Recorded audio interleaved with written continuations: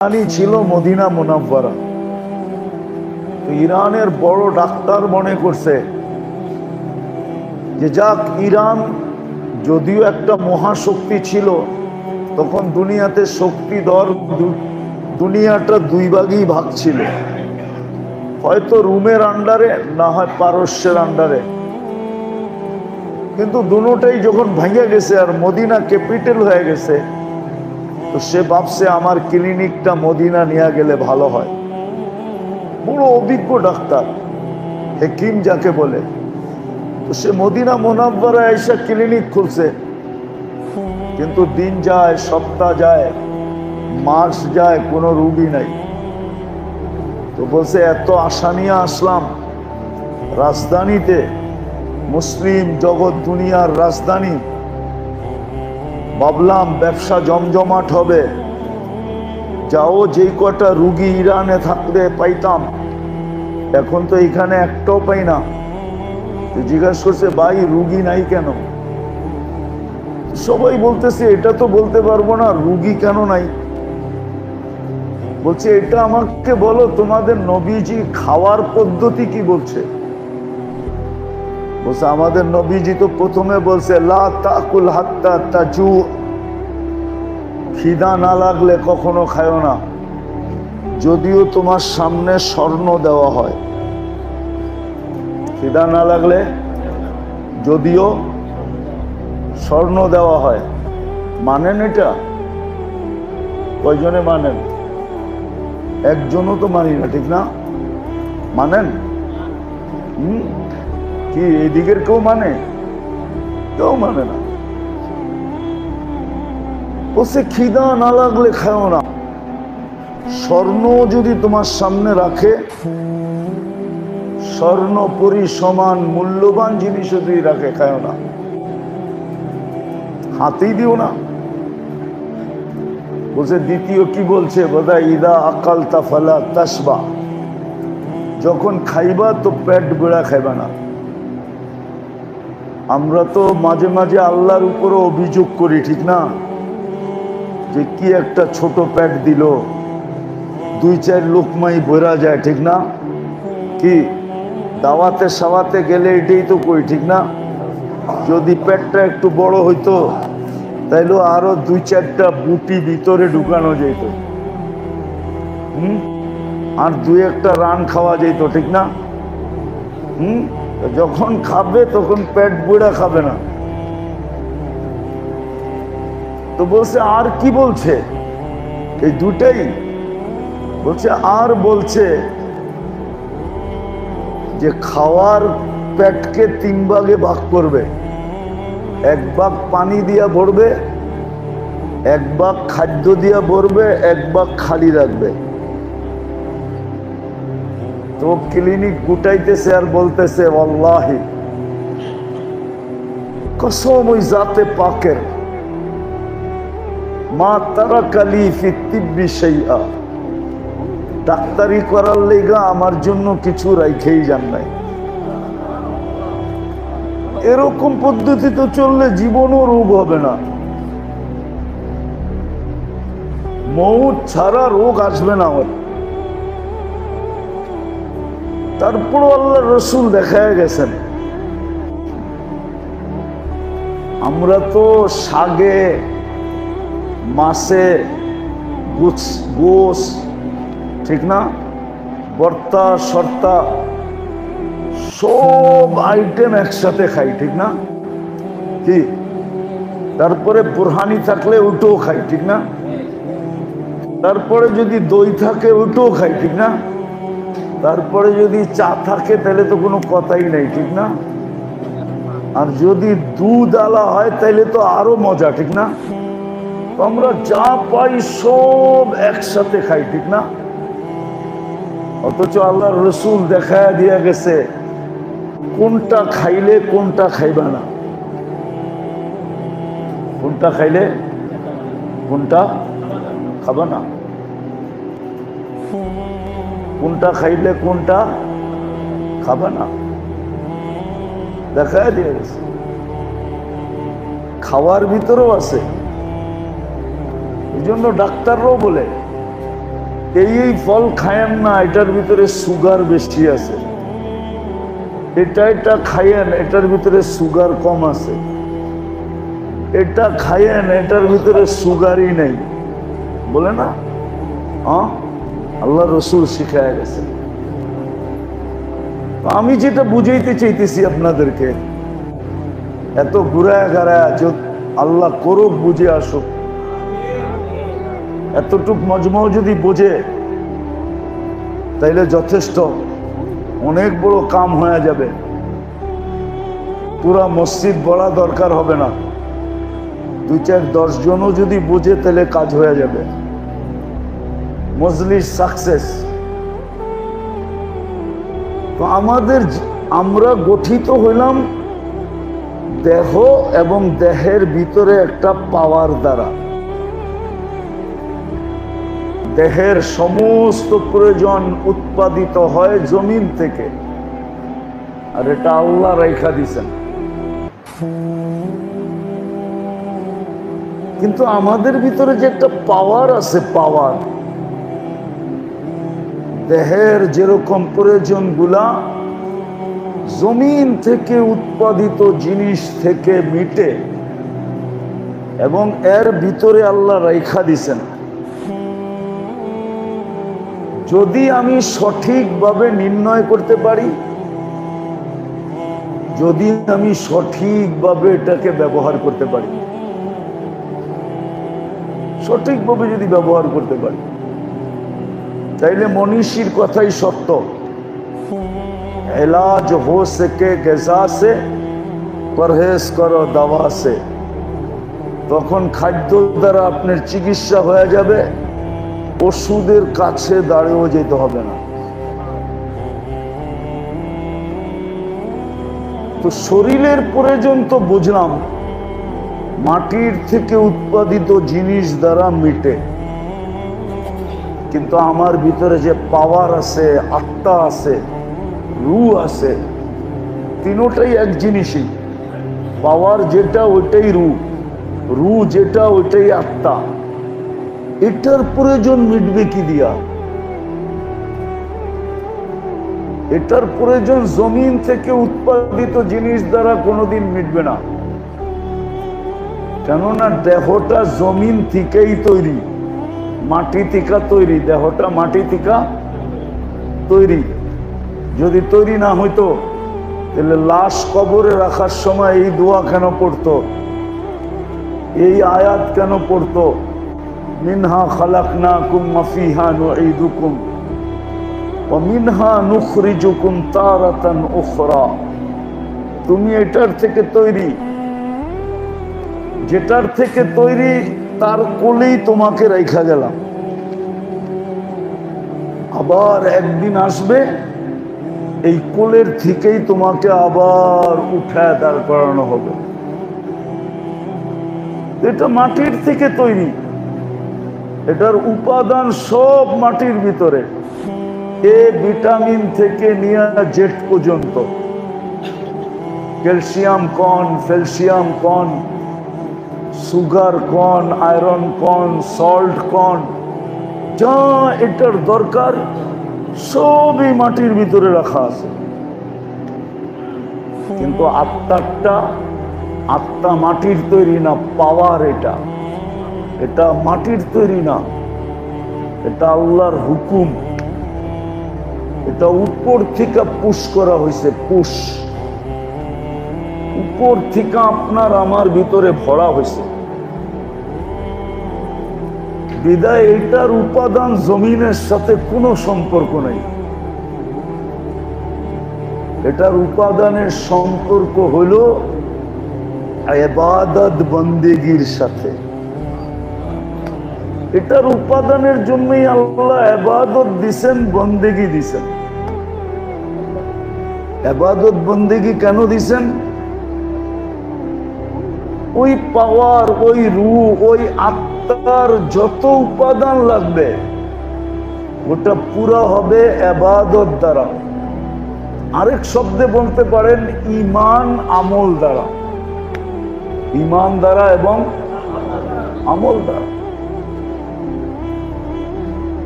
তো এই লাইনে যারা গবেষণা করছেন, ইমান আমলের লাইনে যারা গবেষণা করছেন, ওনাদেরও একটা যুক্তি আছে, ওনাদেরও একটা কথা আছে। ওই মনীষীরাও একটা কথা লেখছেন যে এলাজ अगर हो सके दुआ से परहेज करो दवा से। শরীর নিয়ে যারা গবেষণা করছে ওরা লেখছে এলাজ अगर हो सके गज़ा से परहेज करो दवा से। চিকিৎসা যদি খাদ্য দ্বারা হয় তাইলে তুমি ওষুধ থেকে হাত ধুইয়া উঠা যাও, ওষুধ ব্যবহার করো না। কিন্তু আত্মা নিয়ে যারা গবেষণা করছেন, আত্মার যারা গবেষক, আত্মার যারা মাস্টার, আস্তার যারা প্রফেসর, আত্মার উপরে যারা পিএইচডি করছেন, ওনারা লেখছেন এলাজ अगर हो सके दुआ से परहेज करो दवा से। এলাজ যদি ইমান আমল দ্বারা সম্ভব হয়, দোয়া দ্বারা সম্ভব হয়, তাইলে দাওয়ার কাছে আর যেও না, ওষুধের কাছে আর যেও না, ওষুধের কাছে যেও না।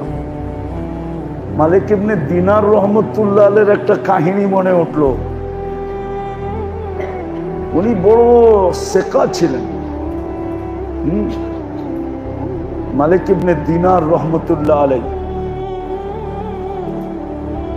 বড় উঁচা লেভেলের আল্লাহওয়ালাও ছিলেন, আবার উঁচা লেভেলের ব্যক্তিত্ব ছিলেন। উঁচা লেভেলের ব্যক্তিত্ব ছিলেন মালিক ইবনে দিনার রহমতুল্লাহ আলাইহি। তো উনি বলেন যে আমি এক ব্যক্তির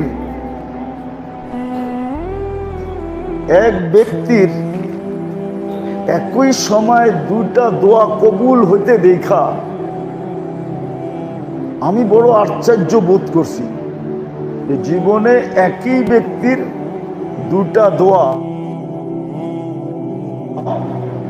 করতে দেরি, কবুল হইতে দেরি হয় না, আমি দেখা বড় আশ্চর্য বোধ করছি। বলছে দুইটা দোয়া কি? বলে এক সময় বৃষ্টি হইতেছিল না, বৃষ্টি হইতেছিল না। আগে বৃষ্টির জন্য সালাতে ইস্তেসকা পড়া হইতো, ইস্তেসকা পড়া হইতো, বৃষ্টির নামাজ। এরকম বৃষ্টি হইতেছিল না বাগদাদে, ইরাকে বৃষ্টি হইতেছিল না ওনার জমানায়। আজ থেকে 1012 বৎসর আগে ওই যুগটা আমাদের যুগের চেয়ে বড় সোনালী যুগ ছিল। তো মানুষ সকাল থেকে মসজিদে ভরা ছিল, সকাল থেকে জোহর পর্যন্ত, জোহর থেকে আসর পর্যন্ত, আসর থেকে মাগরিব পর্যন্ত, মাগরিব থেকে এশা পর্যন্ত মানুষ দোয়ায় লেগে ছিল যে আল্লাহ বৃষ্টি দেন।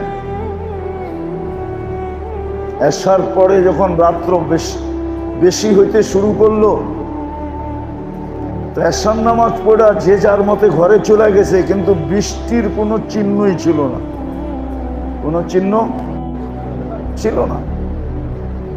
তো মালিক ইবনে দিনার রহমতুল্লাহ আলাইহি বলেন সবাই তো চলে গেছে, আমি শুধু ভাবতেছিলাম যে বড় বড় আল্লাহওয়ালা, যাদেরকে মানুষ আল্লাহওয়ালা বলে ওই দোয়ার ভিতরে আমিও ছিলাম,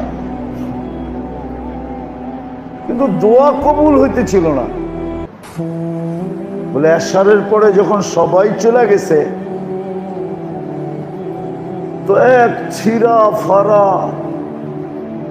জামাওয়ালা কৃত দাস মসজিদে এসে ঢুকছে।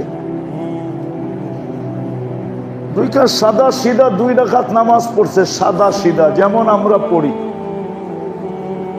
ওইটা হাত উঠায় বলতেছে আল্লাহ বৃষ্টি তো আপনি বন্ধ করে রাখছিলেন, এই জন্য যে বন্দা আপনার দিকে ফিরে, ঠিক না? বৃষ্টি বন্ধ করে রাখছে কেন? কে রাখছে? কেন রাখছে? বন্দা যেন আল্লাহর দিকে। আপনি কি দেখেন না সকাল থেকে আসা পর্যন্ত সব হাত উঠায় বসা ছিল? এখনই বৃষ্টি পাঠান,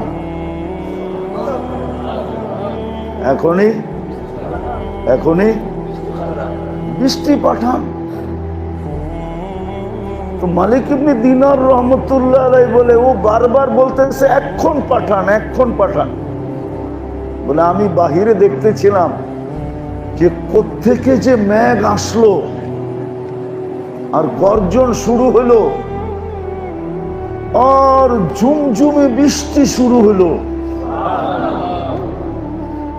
অথচ সারা মজমা ফজরের পরে থেকে আসা পর্যন্ত বসা ছিল। বলে বৃষ্টি যখন হয়ে গেল, ও ওইটা মসজিদ থেকে হাঁটা শুরু করলো। আমি একটু দূরত্ব রেখা ওর পিছে যাইতে শুরু করলাম, যে দেখি ও যায় কই, করে কি। তো যাইতে যাইতে দেখলাম যে এক ঝুপড়ির ভিতরে ঢুকলো। আমি ওর পিছে ঢুকতে চাইলাম, একজনে বাধা দিল, না ঢুকা যাবে না। বলে কেন? বলছে এখানে সব কৃতদাসরা থাকে।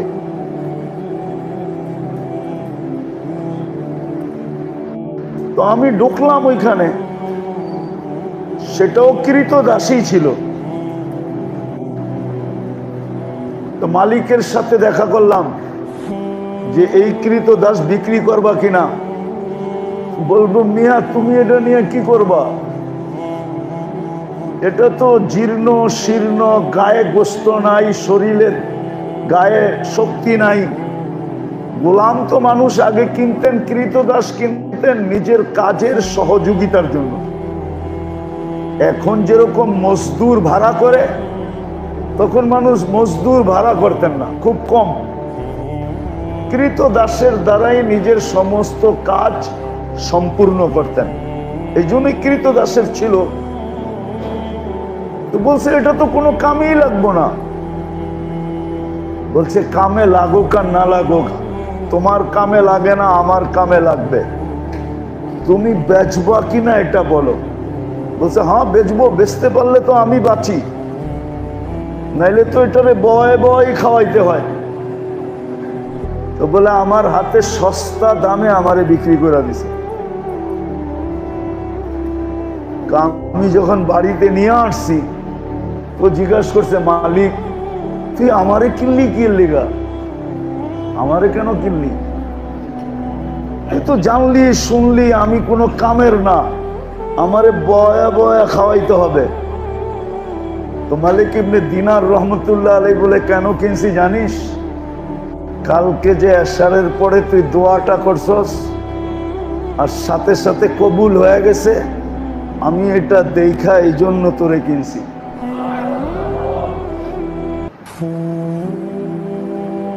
তো যখন এটা বলছে, তো ওইখানেই সেজদায় পড়ছে, আর পরে একটা চিৎকার দিছে, ইলাহি কানা সিররু বাইনি ওয়া বাইনাকা ফাযহার।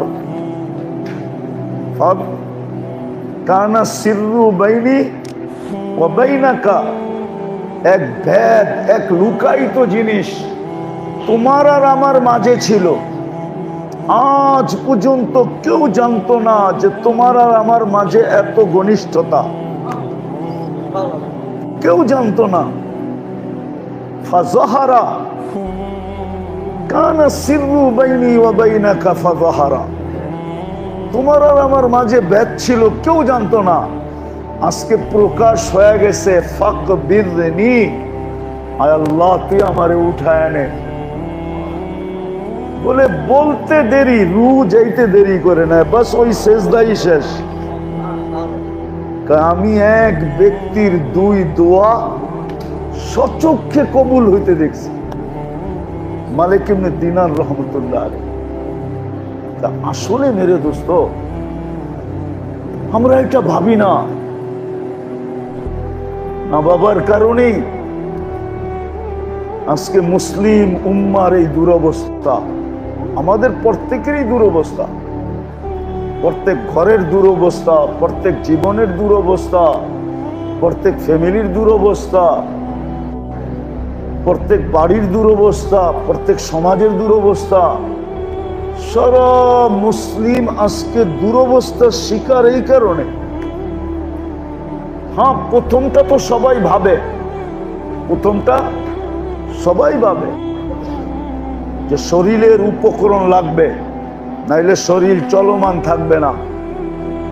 ওটার জন্য শাকসবজির ভিটামিনে যদি নাও হয়, নাও চলে, তো অতিরিক্ত ভিটামিন ট্যাবলেট হইলেও ব্যবহার করে।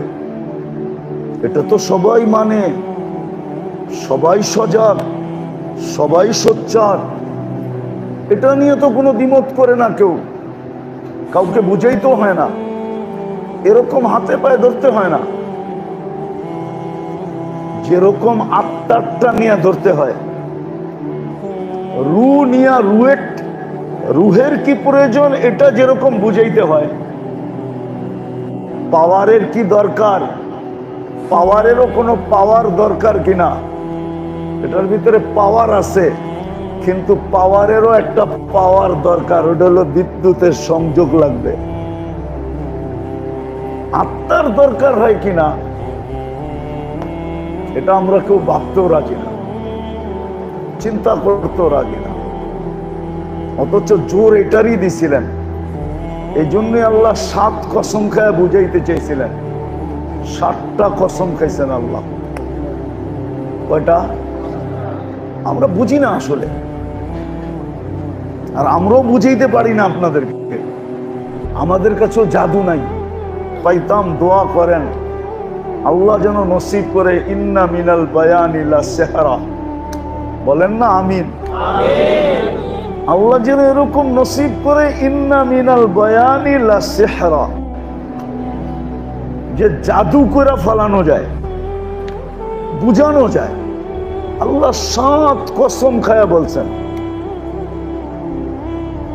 শুধু শুধু আপনাকে ইবাদত বন্দেগী দেন নাই, শুধু শুধু আপনাকে ঈমান দেন নাই, শুধু শুধু ইবাদত বন্দেগী আপনাকে দেন নাই। আপনি ভাবতেছেন ইবাদত বন্দেগী শুধু শুধু অনার্থক? না না না না না, অনার্থক না। তাসবিহ তাহলিল আপনাকে অনার্থক দেন নাই, প্রত্যেক জিনিসের দোয়া আপনাকে অনার্থক দেন নাই। সকালের দোয়া দিছেন, দুপুরের দোয়া দিছেন, বিকালের দোয়া দিছেন, ভালো দেখলে কি পড়বেন এই দোয়া দিছেন, খারাপ দেখলে কি পড়বেন এই দোয়া দিছেন। কাউকে অসুস্থ দেখলে কি দোয়া পড়বেন, সুস্থ দেখলে কি দোয়া পড়বেন, তাইলে এই দোয়া কোনোদিন দিতেন না। 7 কসম খায়া বলছেন, ওয়াশ-শামসি ওয়া দুহাহা ওয়াল কমারি ইযা তালাহা ওয়ান নাহারি ইযা জাল্লাহা ওয়াল লাইলি ইযা ইয়াগশাহা ওয়াস সামাই ওয়া মা বানাহা ওয়াল আরদি ওয়া মা তাহাহা ওয়া নাফসিন ওয়া মা সাওয়াহা ফাহালহামাহা ফুজুরাহা ওয়া তাকওয়াহা কদ আফলাহা মান যাক্কাহা। তাহলে 7 কসম খাইতেন না। আজকে তো না দাওয়া গেজা সে, না দাওয়া দোয়া সে।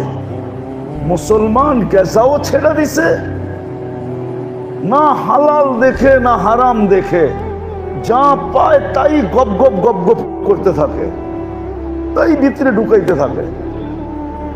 হালালও দেখে না, হারামও দেখে না, দেখে না। এখন শুধু আছে খালি গায়ে লেখা দেখে হালাল কিনা, গায়ে হালাল লেখা তো হালাল, ঠিক না?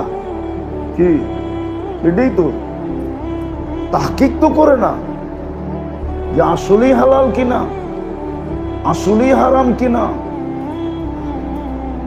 আরে গোস্ত খাইতে তো নিষেধ নাই, আপনি খান না, কিন্তু কেএফসিতে যে খাইতে হইব এটা আপনাকে কে বলছে? হোটেলে বয়া খাইতে হইব আপনাকে কে বলছে? আপনি এই আইটেমই ঘরে বানায় খান, হালাল পদ্ধতিতে খান। আপনি মশকুক কেন খান? মশকুক বোঝেন? সন্দেহযুক্ত কেন খান? এগুলো তো সব সন্দেহযুক্ত। আমি বলতেছি না, পেপার পত্রিকা বলতেছে, ঠিক না? মিডিয়া বলতেছে, ঠিক না? না আমি বলতেছি? কুকুরের গোস্ত খাসির গোস্ত গোয়া খাওয়াইতেছে, ঠিক না? না খাওয়াইতেছে না? হ্যাঁ, কি আমি বলতেছি? কে বলতেছে? মিডিয়া বলতেছে, ঠিক না? টেস্ট করে পাইতেছে, ঠিক না? সব রাস্তায় যত মুরগি মরে বেশিরভাগই হোটেলে যায়। যান কাপ্তান বাজার, তো মিডিয়াওয়ালা বলতেছে, আমি বলতেছি না। তাহলে এটা হলো মশকুক, কি বাইরের খানা, কি সন্দেহযুক্ত, মুক্ত না। ইল্লা মাশা আল্লাহ, ইল্লা মাশা আল্লাহ। খান, শরীয়ত তো খাওয়া নিষেধ করে নাই, কিন্তু সন্দেহযুক্ত নিষেধ করছে। মশকুক, সন্দেহযুক্ত খাও না। এটা না খেলে কি হয়? না খেলে কি হয়? মানুষ মরা যায়। হ্যাঁ, মরা যায়। ঘরে খান। আপনি কেন সন্দেহে যান? সব গোস্তই তো বলে মহিষরে গরু বইলা বেচে, গরুরে মহিষ বইলা বেচে, ঠিক না? হ্যাঁ, গোস্ত খাইতে মনে চায়, সিন্ডিকেট করেন, 10 জনে মিলা একটা গরু জব দেন, গোস্ত নিজের হাতে জব দেন, নিজের সামনে কুটাই করেন, 10 জনে ভাগ করে নেওয়া যান, 10 কেজি করে 100 কেজি পোটলা বান্ধা ফ্রিজে রাখেন, বাড়ি করেন আর খান। কি এরকম কি খাওয়া যায় না? না খাওয়া যায় না? যায় না? খাওয়া যায় না? যায়। 2-4 জনে মিলে একটা খাসি কিনেন, জব করেন, 4 জনে ভাগ করে নিয়ে যান। এইভাবে খাওয়া যায় না? যায় না? হ্যাঁ, মুরগি খাইতে মনে চায়, নিজে মুরগি আনেন, ঘরে জব করেন, তারপরে খান না। কেনা করছে তো। যেটা বুঝাইতেছিলাম মেরে দোস্ত,